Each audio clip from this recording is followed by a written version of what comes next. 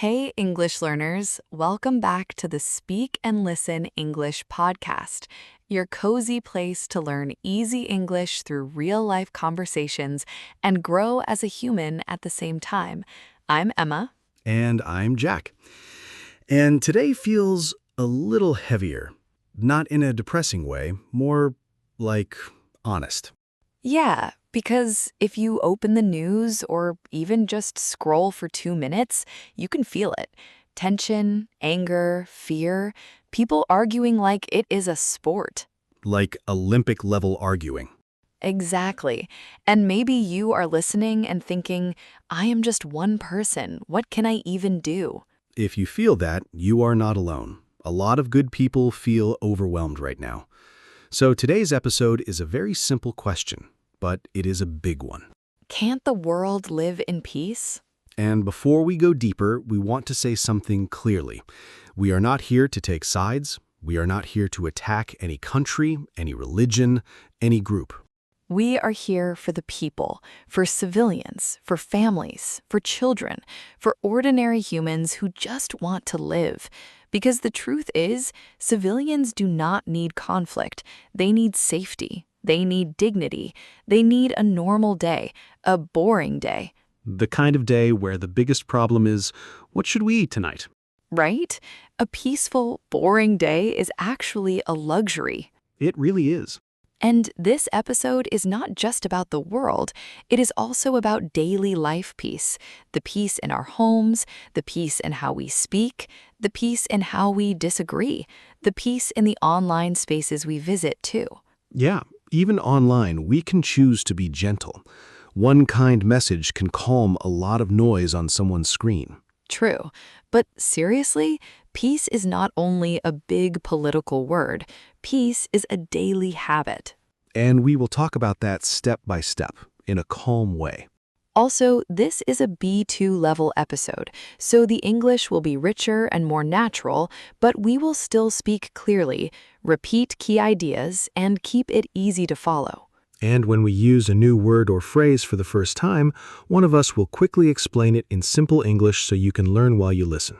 And if you're a strong B1 learner, you can still stay with us. Some parts might stretch you, but that stretch is how your English grows. Yeah, don't disappear. Just listen once, then listen again later. That second listen is magic. Right now, quick, small talk, because we are still us. Yes, we cannot be serious for 1 full hour. It is illegal. Okay, Jack, simple question. When your brain feels heavy from the world, what is one tiny thing that makes you feel calm again? Honestly, I clean one small area, like my desk. Not my whole life, just one small space. It makes me feel like I have a little control again. That's actually beautiful. Micro peace. Exactly. I cannot fix the planet in one day, but I can fix the chaos next to my laptop. I love that. For me, it's a walk, even 10 minutes. No phone, just sky, just trees, just breathing. So if you're listening right now, maybe pause for 1 second and ask yourself, what gives me micro peace? Because that matters. You cannot be a peaceful person if you are constantly burning inside. Then today, we want to do 2 things with you. We want to give you language, and we want to give you a message. The language is B2 English you can actually use to talk about peace, conflict, and emotions in a respectful way. And the message is simple. We do not have to copy the hate we see. We can choose something else. Yeah, we can refuse to be hostile. We can refuse to dehumanize people. We can refuse to spread hate in the name of anything. And we can still be strong. Peace is not weakness. Peace is emotional strength. Right? And before we start, a small request. If you enjoy these kinds of meaningful English conversations, please like the episode, subscribe, and share it with one person who needs a little calm today. And tell us in the comments, honestly, one thing. Where do you need more peace right now? In your mind, your home, your work, or your relationships? No long story needed, just one line is enough. All right, let's begin slowly, with the difference between peace as a big dream and peace as a daily decision. I like that picture. Because when we hear world peace, it sounds huge, almost like a slogan on a poster. Yeah, it feels far away, something only presidents or politicians can touch. But when we say daily peace, it becomes smaller and closer. It is about how I talk to my family, how you reply to a comment, how we treat the people who do not agree with us. Exactly. And we're not here as judges today. We're not experts in politics. We're just two humans trying to understand and choose peace in our own lives. Yeah. And we know one thing for sure.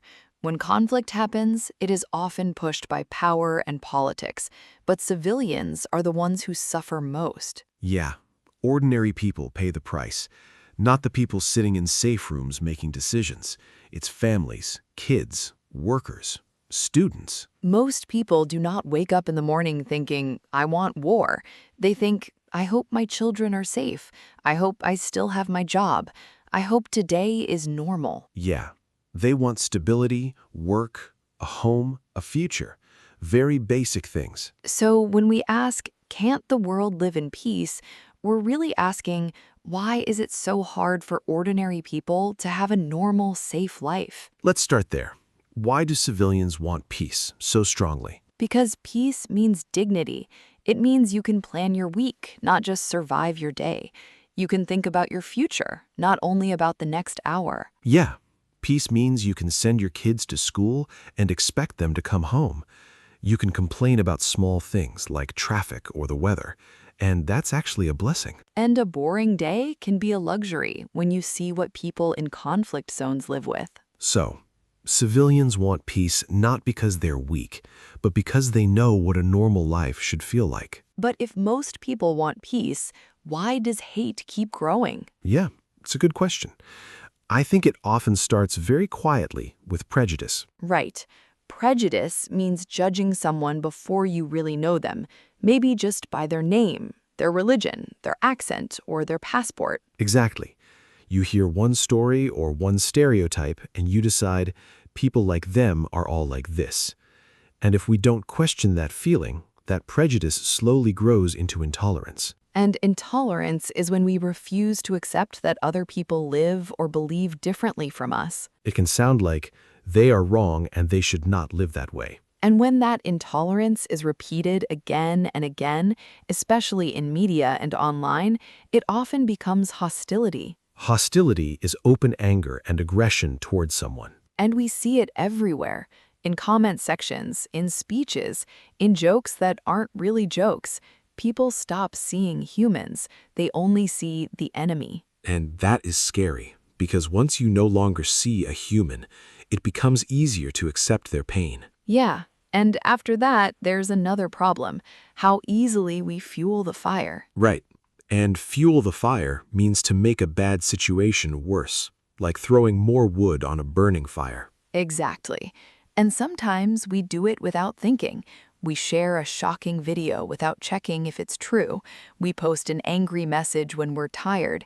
We enjoy seeing our side win an argument. And every time we do that, we're not just expressing ourselves, we're helping the fire grow. Yeah, misinformation, sarcasm, childish memes, it all adds heat. The conflict becomes bigger, even if we are sitting safely on a sofa with our phone. So, even if we cannot control big decisions, we can still control what we spread: empathy, facts, and respect. Or more fire. And then there's the other side, when we do nothing. Yes, sometimes we don't fuel the fire, but we also don't try to cool it down. We just look away. Exactly. In English, we say, turn a blind eye. It means to pretend you don't see something wrong because you don't want to deal with it. Maybe we see bullying. Maybe we hear a hateful joke. Maybe a friend shares something dangerous and we stay silent. And I understand why people are tired. People are afraid of arguments.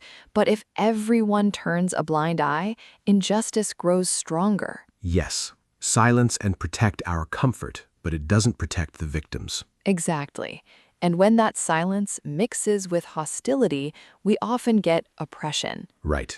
Oppression means unfair and cruel treatment, usually by people in power toward people who cannot easily defend themselves.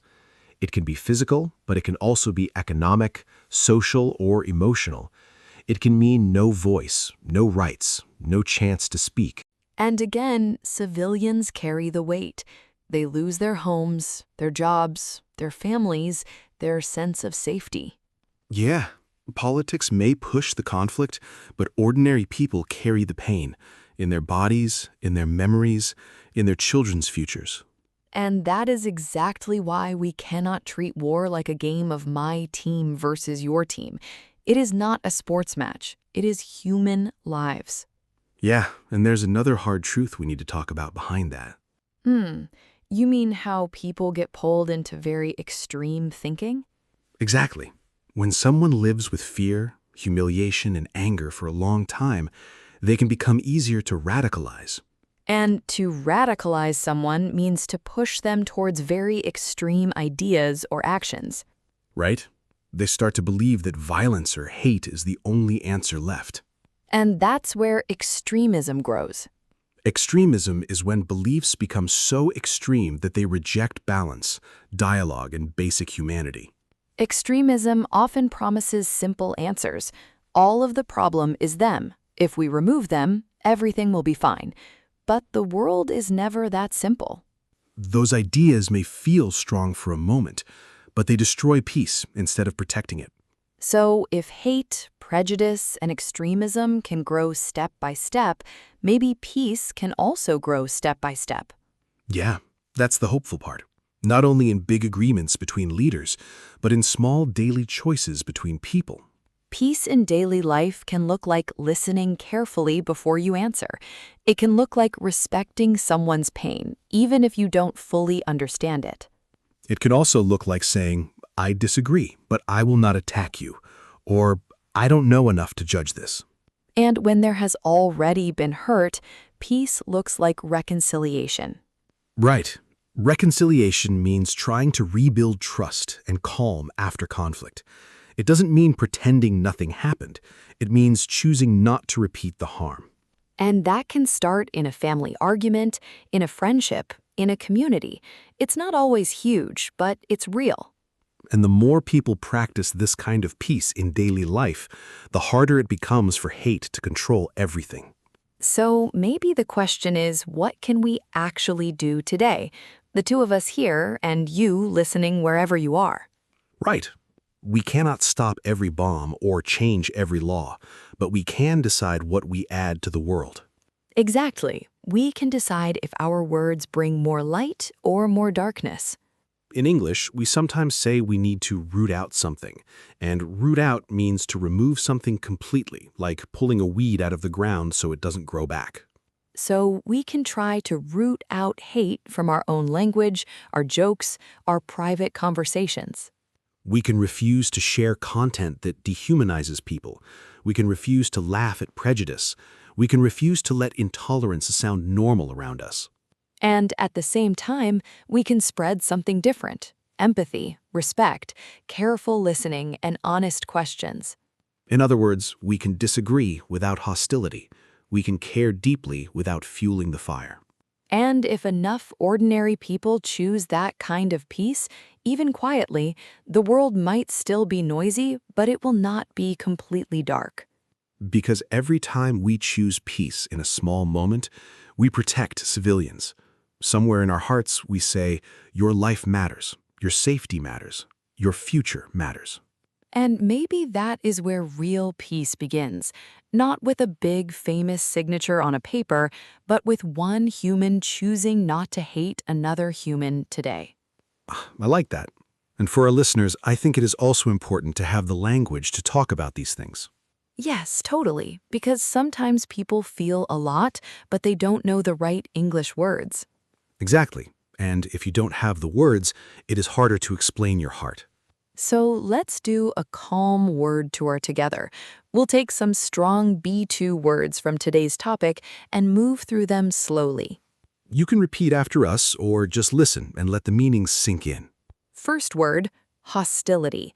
Hostility is open anger and aggression towards someone. Not just a small disagreement, but a feeling that you want to attack or hurt, at least with your words. For example, There is a lot of hostility on social media when people talk about politics. Or, if we answer with hostility, the argument usually gets worse, not better. Repeat, hostility. Hostility.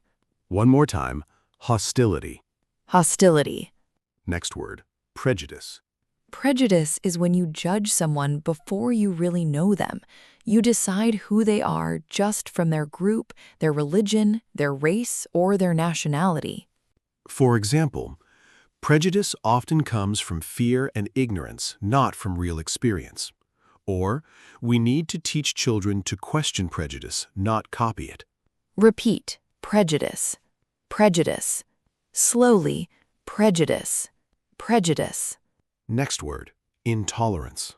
Intolerance is when you refuse to accept that other people think or live differently.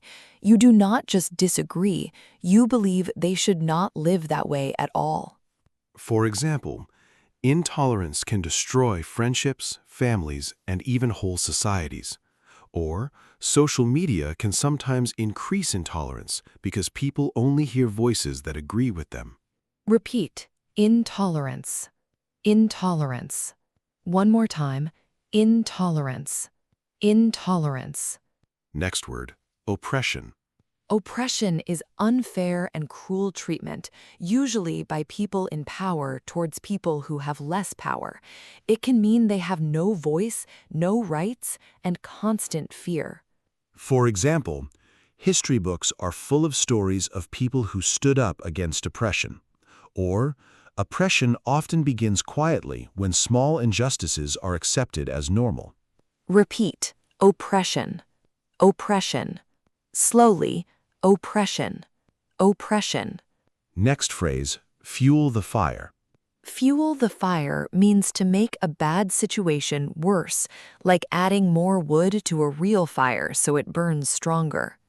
For example, sharing hateful posts without checking facts only fuels the fire. Or, when two people are angry, sarcastic comments usually fuel the fire instead of calming things down. Repeat. Fuel the fire. Fuel the fire. Slowly. Fuel the fire. Fuel the fire. Next phrase, turn a blind eye. Turn a blind eye means to pretend you do not see something wrong because it's easier to ignore it. For example, if we turn a blind eye to bullying, it will continue. Or, many people turn a blind eye to prejudice until it touches their own family. Repeat. Turn a blind eye. Turn a blind eye. Slowly. Turn a blind eye. Turn a blind eye. Next word, radicalize. To radicalize someone means to push them towards very extreme ideas, often using fear, anger, or manipulation. For example, lonely and angry people can be easier to radicalize online. Or, education and dialogue can help stop young people from being radicalized. Repeat. Radicalize. Radicalize. Slowly. Radicalize. Radicalize. Next word, extremism. Extremism is when beliefs become very extreme, so the person rejects balance, discussion, or respect for others. For example, extremism often offers simple answers, but those answers usually bring more pain. Or, many communities are working together to prevent extremism by building understanding. Repeat. Extremism. Extremism. Slowly. Extremism. Extremism. Next word, reconciliation. Reconciliation is the slow process of rebuilding peace and trust after a conflict or a big hurt. For example, true reconciliation takes time because people need to feel heard and safe. Or, sometimes reconciliation begins with a simple sentence, I am ready to listen. Repeat. Reconciliation. Reconciliation. Slowly. Reconciliation. Last phrase, root out. Root out means to remove something completely, like pulling a plant out with all its roots so it cannot grow again. For example, if we want real peace, we have to root out hate from our daily language. Or, teachers can help root out prejudice by teaching children to think for themselves. Repeat. Root out. Root out. Slowly. Root out. So, that was our word tour for today. If you can use even a few of these words to talk about peace, conflict, and humanity, you are already speaking at a strong B2 level. And remember, you do not have to remember everything today. You can always come back, listen again, and use these words when you talk about what kind of world you want to live in. Yeah, and that is really the heart of this episode. Not just learn English, but use English to speak for peace, not for hate. Yes, because the world already has enough noise, enough hostility, enough people shouting. It needs more calm, more empathy, more people who can say, I disagree, but I still see you as human. Yeah, you might feel small, but your daily choices are not small. The joke you don't repeat, the post you don't share, the kind comment you do write, all of that is part of peace. So maybe tonight, before you sleep, you can ask yourself one simple question. Did my words today make the world a little softer or a little harder? And if the answer is harder, that's okay. Tomorrow is another chance. You can always start again. And if this episode touched you, please like it, subscribe, and share it with one person who also feels tired of all the hate and noise. And in the comments, if you want, write one small sentence. Today I choose peace by, and complete it in your own words. We would love to read those. Thank you for staying with us, for learning these words, and for caring about peace in your own heart. The world needs people like you more than you think. So, take care of your mind, take care of your words, and take care of each other. This is Emma. This is Jack. And you have been listening to the Speak and Listen English podcast. Bye. Your progress doesn't end here. To continue advancing your English skills, click on the next video or explore the additional videos we've thoughtfully selected for you.